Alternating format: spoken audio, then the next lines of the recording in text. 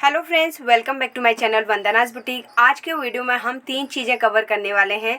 Number 1, हमें नेक में piping लगानी है लेकिन दाब सिलाई नहीं देनी है, तो किस तरीके से हम पाइपिंग को अटैच करेंगे। दूसरा, प्रिंसेस कट के पार्ट में पाइपिंग लगाने के बाद टेढ़ी मेढ़ी हो जाती है, तो उसको हम परफेक्ट और फिनिशिंग के साथ कैसे लगाएंगे। तीसरा पॉइंट, जब हम वी नेक बनाते हैं तो पाइपिंग लगाने के बाद वी का पॉइंट चला जाता है, तो किस तरीके से हम पॉइंट लेके आएंगे। इन चीज़ों को जानने के लिए आप वीडियो को एंड तक जरूर देखिएगा। चैनल में नए हैं तो सब्सक्राइब कर दीजिए और वीडियो अच्छी लगी तो प्लीज़ एक लाइक ज़रूर कर दीजिएगा। अब हम स्टिचिंग शुरू करेंगे।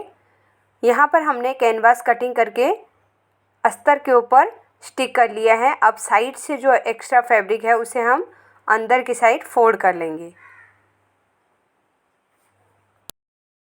अब हम फ्रंट का पार्ट लेंगे, उसका सेंटर निकाल लेंगे। कैनवास का भी हम सेंटर निकाल के उसके ऊपर रख लेंगे और कैनवास के किनारे में हम स्टिच लगाएंगे। जहाँ पर हमारा वी का पॉइंट आता है वहाँ पर हमें फुट को उठा लेना है, उसके बाद ही हमें बाहर निकालना है। बैक साइड के नेक को भी हमने रेडी कर लिया है। बैक में भी वी नेक है। बैक पार्ट के ऊपर रख के हम उसमें कैनवास के किनारे में सिलाई लगाएंगे। सिलाई लगाने के बाद अंदर वाले फैब्रिक को हम कटिंग कर लेंगे।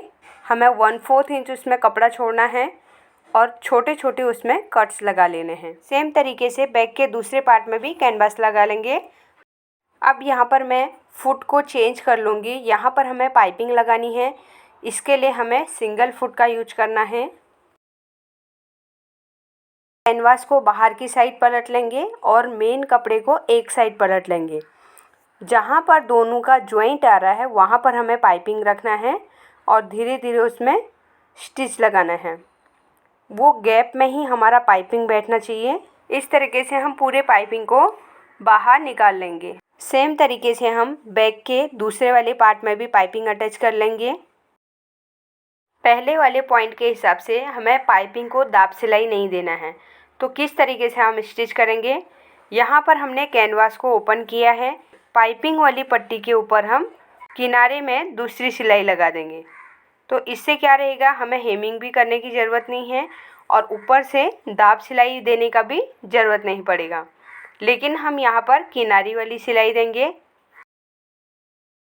किनारी वाली सिलाई देने से ब्लाउज का कपड़ा पाइपिंग के ऊपर चढ़ेगा नहीं, जिससे कि पाइपिंग पूरी फिनिशिंग के साथ बाहर दिखेगा। इसमें हमें अंदर कैनवास में हेमिंग करना पड़ेगा क्योंकि हमने दाब सिलाई नहीं दी है। सेम तरीके से हम दूसरे वाले पार्ट में भी किनारे में सिलाई लगा लेंगे। एक्स्ट्रा धागा जो बाहर की साइड में निकलेगा उसे हमें साथ साथ में कटिंग करते रहना है। तो यहाँ पर आप देख सकते हैं पाइपिंग की फिनिशिंग, और अंदर साइड से देखिए और बाहर साइड से आप देखिए। कैनवास को इसमें हमें हेमिंग करना पड़ेगा, नहीं तो बाहर की साइड पलट जाएगा। सेम तरीके से हम फ्रंट के नेक में भी पाइपिंग को अटैच कर लेंगे और यहाँ पर हमारा वी का पॉइंट आएगा, उसे हमें कट लगाना है और एक साइड को हमें कपड़े को करना है और दूसरे साइड को कैनवास को बाहर की साइड करना है। तो यहाँ पर हम इसमें पाइपिंग को अच्छे से अटैच कर लेंगे। साथ में हमें पॉइंट का भी ध्यान रखना है। यहाँ पर हमारा वी का पॉइंट लाना है हमें। नेक के एक साइड में हमने पाइपिंग को अटैच कर लिया है। अब वी के पॉइंट से हमें दूसरी साइड की तरफ आना है। इस तरीके से हम पॉइंट लाएंगे, फिर पाइपिंग को रख लेंगे। यहाँ पर हमें लॉक भी करना है आगे पीछे, नहीं तो पाइपिंग निकल जाएगा। इस तरीके से मैं फ्रंट के दूसरे साइड वाले नेक में भी पाइपिंग को अटैच कर लूँगी। पाइपिंग को हमें कट कर लेना है। फिर से हम उसके पट्टी के एकदम किनारे में सिलाई लगाएंगे। अगर यहाँ पर पाइपिंग का कपड़ा बाहर की तरफ ज़्यादा निकल रहा है तो उसे आपको कट कर लेना है।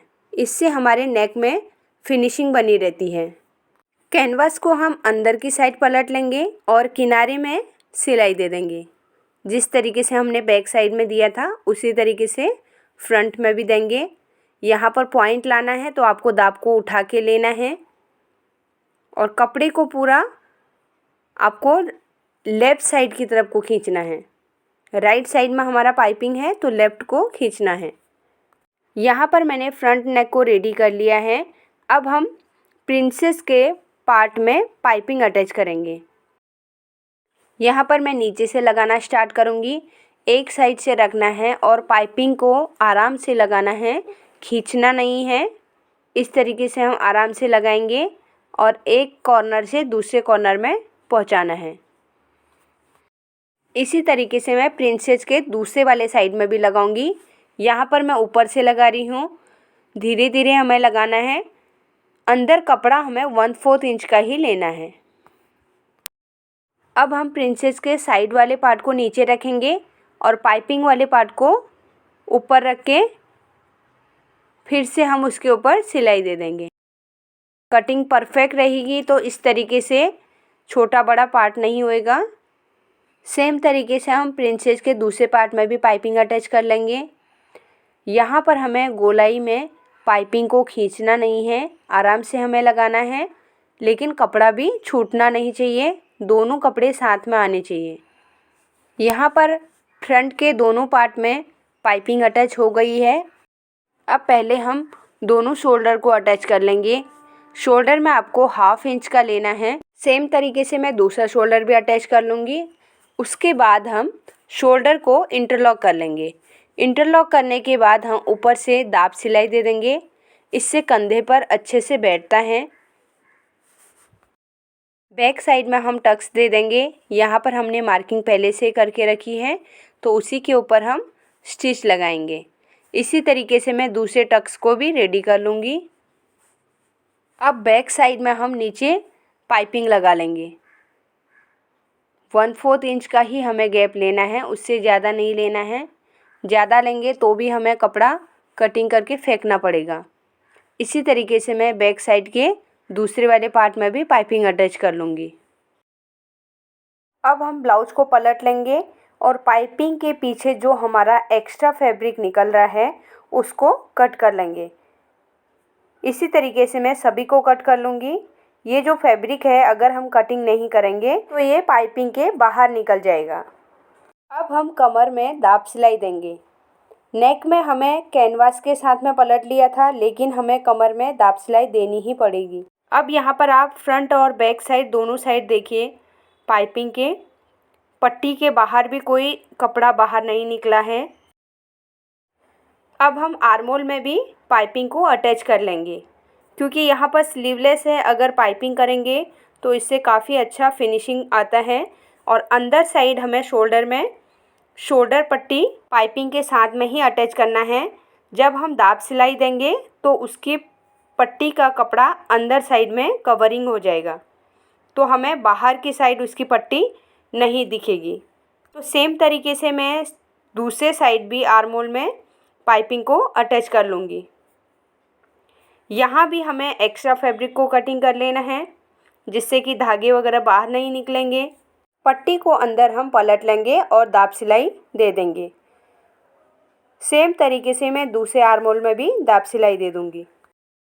यहाँ पर मैंने हुक पट्टी के लिए अस्तर वाला कपड़ा लिया है, इसे हम अटैच करेंगे पहले, फिर बाहर की साइड पलट लेंगे और किनारे में सिलाई लगा लेंगे।